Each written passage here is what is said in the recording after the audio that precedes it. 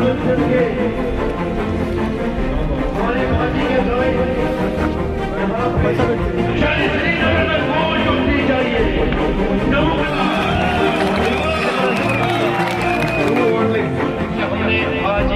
की है। हमारे गाइड का ये फरमान है कि आज हम इनसे रूबरू हो जाएंगे। मुझे पूरी उम्मीद है इंशाअल्लाह हमारे अपने नौजवानों को देखते कि हमारा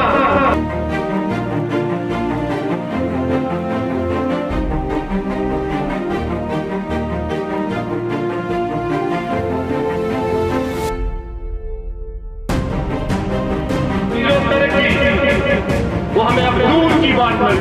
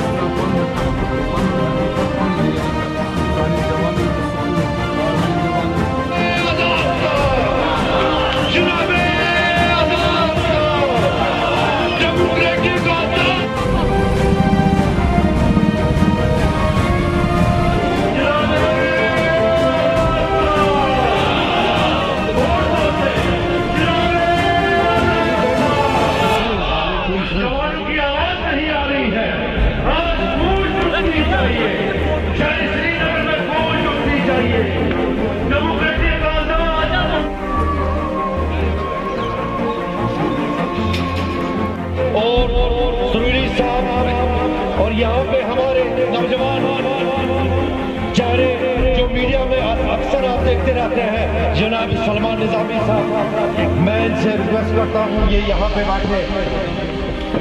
आजाद की तवील सियासत करने के बाद जब का रुख किया, इससे खुशनसीबी वाली बात हमारे लिए कोई नहीं है, ये जान लीजिए।